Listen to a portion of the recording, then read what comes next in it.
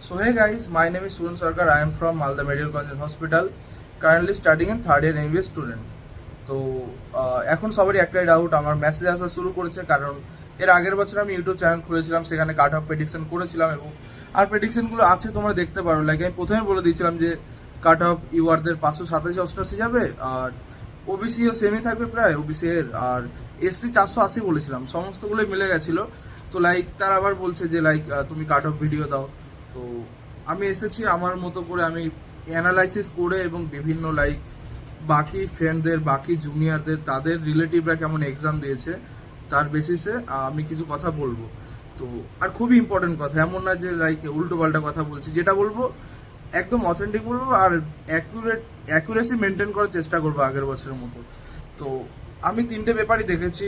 তো এনটিএ যদি বলো পেপারের লেভেল, তো পেপার লেভেল তোমাদের এখন এক্সাম দিয়ে এসে মনে হচ্ছে যে কঠিন হয়েছে, বাট অ্যাকচুয়ালি টাইমের সাথে সাথে মনে হবে না কোশ্চেন কঠিন ছিল না, কোশ্চেন মোটামুটি করার মতো ছিল। অ্যাকচুয়ালি প্রত্যেকটা সাবজেক্টে কেমিস্ট্রি ফিজিক্সে 35টা করার মতো ছিল, সেটা তোমরা নিজেরা রিয়েলাইজ করে দেখতে পারবে যখন তোমরা জাজ করবে। অ্যাজ ওয়েল অ্যাজ বায়োলজিতে 85 to 86 তো ইজিলি করার মতো ছিল। আর এটা ছিল কোশ্চেনের লেভেল, এটা কোশ্চেন লেভেল। আর যেটা দ্বিতীয় ফ্যাক্টর, লাইক ক্যান্ডিডেট এই মুহূর্তে আগের বছরে নিটের এক্সাম বসেছিল, নিট এক্সামে ওয়েস্ট বেঙ্গলে প্রায় 1,03,000।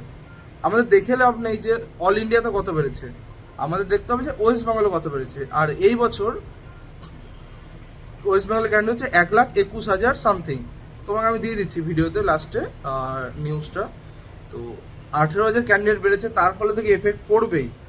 আর দ্বিতীয় আরেকটা জিনিস এফেক্ট পড়বে, সেটা হচ্ছে ড্রপার। প্রত্যেক বছর ড্রপারের সংখ্যা বাড়ে। সাপোজ এর আগের বছর 1,03,000 জন এক্সাম দিয়েছিল, সেখানে 4,000 জনের সিলেকশন হয়, তো 99,000 পড়ে গেল। তো তারা কিন্তু ড্রপারের মধ্যে, তারা কিন্তু অবভিয়াসলি তাদের পারফরমেন্সটা বেটার করবেই। তোমরা যে কোশ্চেনগুলো এখন লাইক টাফ লাগছে, তারা কিন্তু ইজিলি করে বেরিয়ে যাবে সেটা। আর প্রত্যেক বছরই ড্রপারদের সংখ্যা বাড়তে থাকে। তো লাইক যদি ক্যান্ডিডেট সেমও থাকতো, তাও কিন্তু কাট অফ 10-এর দিকে বেড়েই যেত, সে কোশ্চেন যেমনই তৈরি করুক। আর কোশ্চেন কিন্তু খুব একটা টাফ হয়নি, সবই করার মতো ছিল, এমন না যে কোনো কিছুর বাইরে। জাস্ট একটাই খারাপ করেছে ওরা, যে যেগুলো ডিলেটেড ছিল এনসিআরটিতে সেগুলো থেকে দিয়েছে। তো অনেকে এনসিআরটি ডিলেটেড পোর্শনও পড়ে গেছিলো, লাইক তারা এনসিআরটিটাকেই পড়ে গেছিলো, তারা ঠিক করেছে।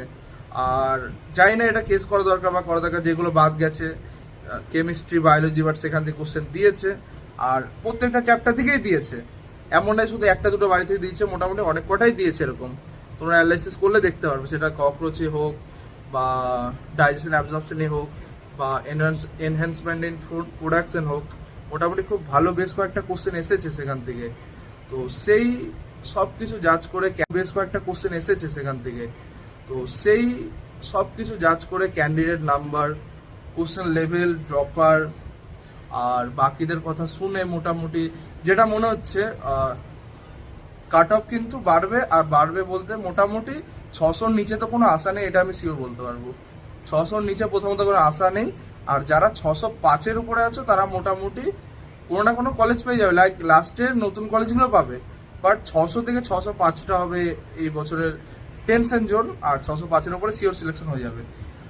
600 থেকে 605 হয়তো হতেও পারে যদি কোনো সিট বাড়ে বা কিছু, অনেক কিছু হতে পারে, বাট মনে হচ্ছে না যে 600-র নিচে কোনো আশা আছে। আর যেটা এসসিদের আমি প্রত্যেক বছরই ঠিক বলি, তো এবারও বলছি, এসসি ক্যাটাগরি যারা 495-এর উপরে আছে তারা সিট পেয়ে যাবে, আর 495 যারা কম আছে তাদের কিন্তু চাপ আছে। আর ওবিসি এ মোটামুটি ইউআরের মতোই থাকে, +-1, ওটা নিয়ে আর এক্সট্রা কথা বলছি। আর ওবিসি বি হয়তো 3-4 কম থাকবে ইউআর চেয়ে, হয়তো 595-96 সিলেকশন হয়ে যাবে ওবিসি বি এর। তো জাস্ট এটুকুই ছিল। তো এরপরেও আমি অনেক ভিডিও আনবো, যেখানে state rank prediction, Times of India data, কলেজের সিট সংখ্যা বাড়ছে কিনা, তো এসব নিয়ে পারলে তোমরা আমার চ্যানেলটাকে সাবস্ক্রাইব করো। আমি খুবই তাড়াতাড়ি নতুন ভিডিও নিয়ে আসবো। Tata, by.